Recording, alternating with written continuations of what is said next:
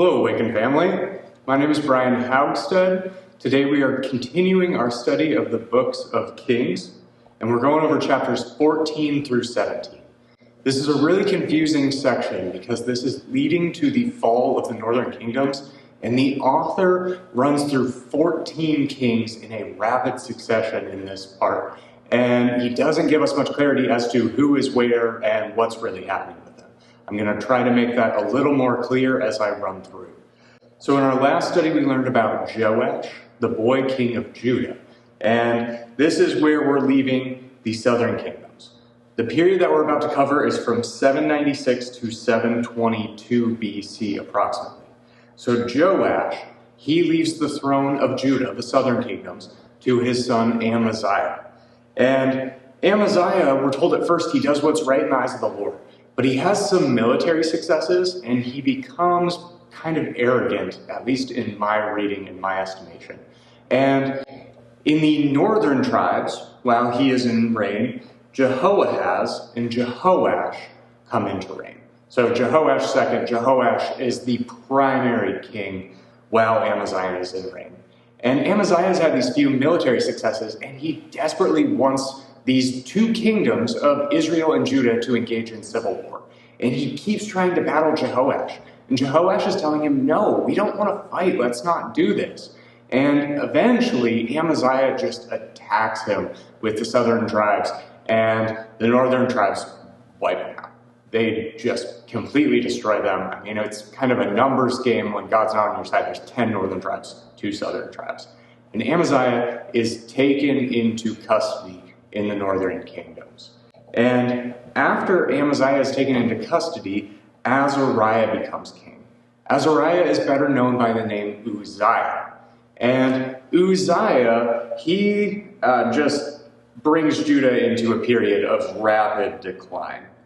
Now, during his reign, so Jehoash passes away, and Jeroboam II, I'm just going to refer to him as Jeroboam, he takes the throne. We're told in 2 Kings 14:27, the Lord saves Israel by the hand of Jeroboam. And he leads this massive land expansion, and he leads Israel into a time of unprecedented prosperity. And even though they were doing well, there were a lot of problems in the kingdom at this time that were kind of associated with that prosperity. There was a great wealth disparity between the rich and the poor, and the rich weren't caring for the poor. And there were many evils. There were a lot of empty religious rituals and other evils that actually caused Amos the prophet, who was prophesying at this time, to predict the coming downfall of Israel. And at this point in the text, we're given this succession of 6 quick kings of the kingdom of Israel. So Jeroboam passes away, and Zechariah takes his place. Zechariah reigns for a short 6 months, and he's killed by Shallum. Now, something really interesting to note here is if you killed the king in this society, you became king. Not a great system in my estimation, but that's what we're working with. So Shallum reigns for 1 month, and he's killed by Menahem. And Menahem, we're told, was an evil king. He never turned to God. And during his time in office, God actually allows the northern kingdoms to be invaded by Assyria. And Menahem, what he does is he exacts money from the Israelites to pay off Assyria, and they're just kind of now under Assyrian control. And then his son, Pekahiah, becomes king. He reigns 2 years, is killed by Pekah. Pekah becomes king. He reigns 20 years, is killed by Hoshea. And so we have this just quick, rapid succession. I think the author's writing it this way to say the northern kingdom was just going downhill. It's so fast, just everyone's bad. They're dying over and over and killing each other. Everything is bad in the northern kingdoms. Bad things are coming. But we're going to step away at Hoshea and jump back down to the southern kingdoms. So in the southern kingdoms, we left at Uzziah. And Uzziah's son, Jotham, takes the throne. He reigns for 4 years, and we're told that he does right in the eyes of the Lord, but he doesn't completely remove idol worship. Next, his son Ahaz takes the throne, and Ahaz doesn't do as well. He actually allies with Assyria and makes Judah a vassal to Assyria. So when we're talking about a vassal nation, That means a nation that is subordinate to another. They were under their control. And Ahaz's reign took place while the prophet Isaiah is prophesying. And if we jump to Isaiah, we see a direct statement against Ahaz. This is Isaiah 7:9. He's talking directly to Ahaz, and he says, "If you will not believe in God, you will surely not last." Now, jump to the northern kingdom. Remember, we left them at Hoshea. And Hoshea reigns for 9 years, and then the northern kingdoms completely fall.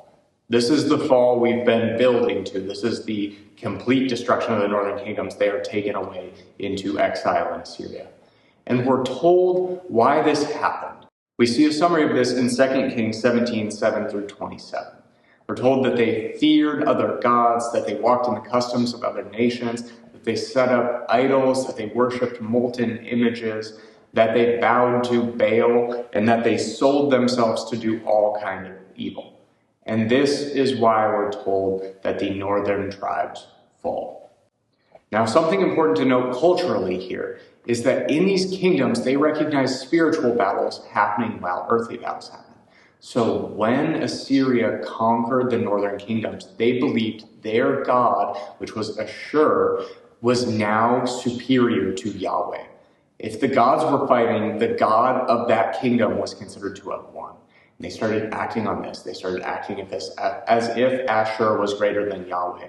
And Yahweh was not pleased with this.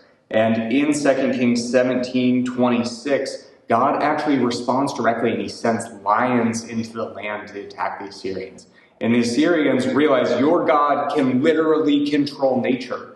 And they pull in a priest that has been taken into exile and bring him back to the land of Israel to teach Assyria about Yahweh.